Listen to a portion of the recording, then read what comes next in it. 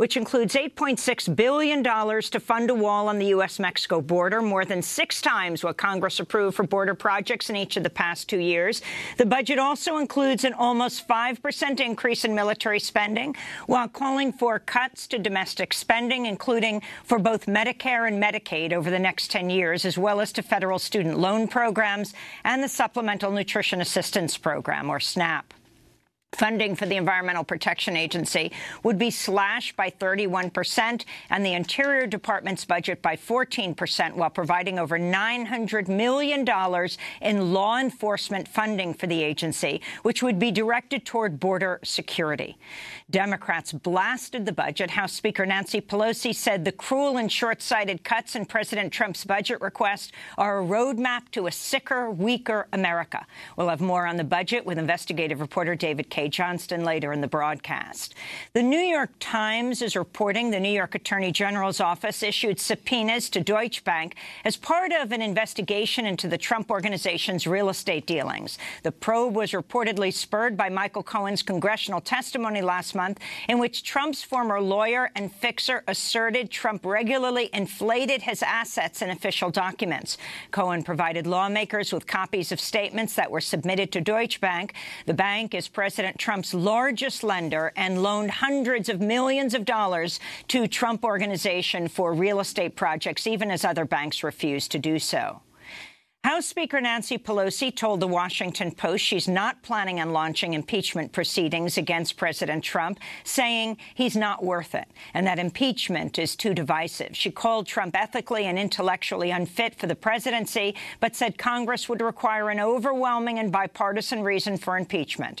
In response, Washington Congressmember, Progressive Caucus co-chair Pramila Jayapal, said congressional investigation should determine the appropriate course of action and that evidence of a, quote, consistent pattern of abuse of power or of obstruction of justice would be grounds for impeachment. Meanwhile, Michigan Congressmember Rashida Tlaib is expected to introduce articles of impeachment this month.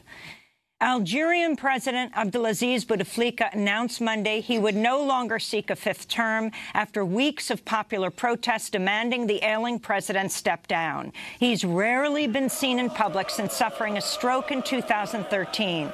Algerians took to the streets to celebrate the news. It's a good thing, but only if they change the government completely. If they bring someone just like him, it's not worth it. They have to change the whole government. Critics of the ruling government warned that Bouteflika's announcement that the April election would be postponed could signal his intention to stay in power through 2019 or beyond. His announcement, read on air by a newscaster, also said a new constitution would be put to a referendum. Protests are expected to continue until he leaves office. The UN has found that 2011 was the deadliest year yet for Syrian children since the start of the conflict in 2011. UNICEF says fighting caused over 1,100 verifiable child deaths, but that the actual toll was likely much higher. UNICEF's executive director warned in a statement today, there exists an alarming misconception that the conflict in Syria is drawing quickly to a close. It is not, he said. 59 children have been reported killed in Idlib in recent weeks, and another 60 have died as they made their way to a camp in northeastern Syria. The dire warning from the UN comes as the U.S.-backed Syrian Democratic Forces say they're fighting the final territorial enclave of the Islamic State in the town of Bahuz near the Iraqi border. In Yemen, the UN said Monday a series of strikes over 2 days killed 22 women and children. The strikes, which hit the northwest province of Hajj, injured at least 30 others, including many children. Renowned Iranian human rights lawyer Nasrin Sotoudeh, who is currently in jail on spying charges, has received a new sentence for 33 years and 148 lashes, according to a Facebook post by her husband. The sentence means she is now facing 38 years on combined charges. Sotoudeh, who previously served 3 years in prison after representing political activists and campaigning against the execution of juveniles, was arrested last June as she worked on behalf of women protesting the law mandating the wearing of headscarves in public. In the Colombian region of Cauca, indigenous activist Alexander Kunda was killed by unidentified gunmen on Friday. His murder is the latest in a surge of attacks on indigenous and rural movement leaders in the region. At least 20 activists have been killed so far this year in Colombia, according to local reports. Nearly 1.5 million Puerto Ricans are seeing cuts to their food stamp benefits, including hundreds of thousands of children and elderly people. The Trump administrations refused to extend additional emergency disaster funding for the island as residents recover from 2017's devastating hurricanes. A plan that would increase food stamp benefits has received bipartisan backing, but it's unclear when or if the legislation will pass. The Washington Post reported Trump told White House officials in September he thought Puerto Rico was misusing federal funds and that he wanted to withhold any additional recovery assistance from the island. Senator Bernie Sanders condemned the cuts, tweeting, "Puerto Rico needs food assistance funding due to the hurricanes which devastated the island. Some 1.4 million U.S. citizens will face large cuts to their food assistance benefits. 230,000 will lose the benefits entirely. We must act now to end this crisis," Sanders tweeted.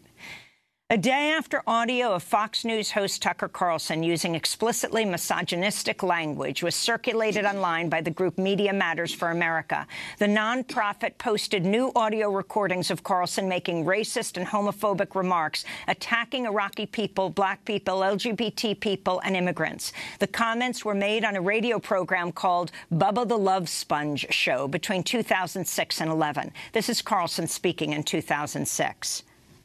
Iraq is a crappy place filled with a bunch of, semi-literate primitive monkeys. But I just have zero sympathy for them or their culture, a culture where people just don't use toilet paper or forks. Do the budget. The recordings also reveal Carlson saying white men, quote, created civilization, and that immigrants should, quote, have something to offer, such as being hot or smart. On Sunday, audio was posted of Carlson calling rape shield laws totally unfair, defending underage sexual encounters if the minor is a male and the adult is a woman, and describing women as, quote, extremely primitive. In response to the uproar, Carlson has dismissed criticism of the recordings as mob attacks. Fox News has yet to comment. A growing number of countries and airlines have grounded Boeing 737 MAX 8 aircrafts following Sunday's Ethiopian Airlines crash, which killed all 157 people on board and came just 5 months after an Indonesian Lion Air flight of the same model killed 189 people. 25 airlines have taken the planes out of service since the disaster. Southwest Airlines and American Airlines said Monday they would continue to operate flights on the Boeing 737 MAX 8. The union representing American Airlines told flight attendants Monday they do not have to work on those flights if they have safety concerns. The pilots' union has also expressed concerns. Facebook temporarily took down ads by Senator Elizabeth Warren's presidential campaign, which called for the breakup of big tech companies, including Facebook.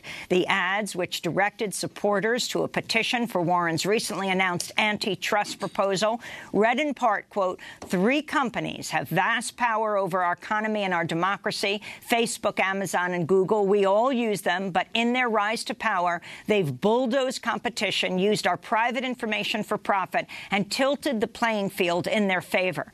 Facebook later restored the ads. Senator Warren tweeted in response to the news, "Curious why I think FB has too much power? Let's start with their ability to shut down a debate over whether FB has too much power. Thanks for restoring my posts, but I want a social media marketplace that isn't dominated by a single censor. Hashtag break up big tech." As the 2020 Democratic primary heats up, the Democratic Party has announced it'll host the 2020 National Convention in Milwaukee, Wisconsin this July. Wisconsin had been a reliably blue state for presidential elections since 1984, but voted for Trump in 2016. DNC Chair Tom Perez said of the decision, quote, "This is a statement of our values. The Democratic Party is the party of working people, and Milwaukee is a city of working people." The Republican National Convention will be held in Charlotte, North Carolina. Both of these conventions, of course, take place in 2020.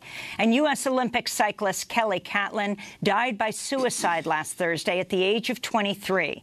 Catlin, who won a silver medal with her cycling team at the 2016 Olympic Games, was a graduate student in computational and mathematical engineering at Stanford University and died in her residence on the university's campus. Catlin was one of a set of triplets. In addition to cycling, she was an accomplished violinist. Her family reports she seemed to change after 2 accidents at the end of last year, one of which resulted in a concussion. Speaking to the Washington Post, her father said, quote, "She was not the Kelly we knew. She spoke like a robot. Somehow her thinking was changed and she couldn't see beyond, I guess, her depression. After her concussion, she started embracing nihilism," he said. Her family says she first attempted suicide in January and that the family narrowly stopped her death by calling the police after receiving an alarming email. In a post for the website VeloNews last month, Kelly Catlin wrote, quote, "Most of the time, I don't make everything work. It's like juggling with knives, but I really am dropping a lot of them. It's just that most of them hit the floor and not me," she said. Last month, another Stanford graduate student, 26-year-old Ziwen Jerry Wang, died by suicide in his lab. Wang was a 5th-year PhD student in material science and engineering. You can reach the National Suicide Prevention Lifeline at 1-800-273-8255. And those are some of the headlines. This is Democracy Now!, democracynow.org, The War and Peace Report. I'm Amy Goodman. And I'm Juan Gonzalez. Welcome to all of our listeners and viewers across the country and around the world.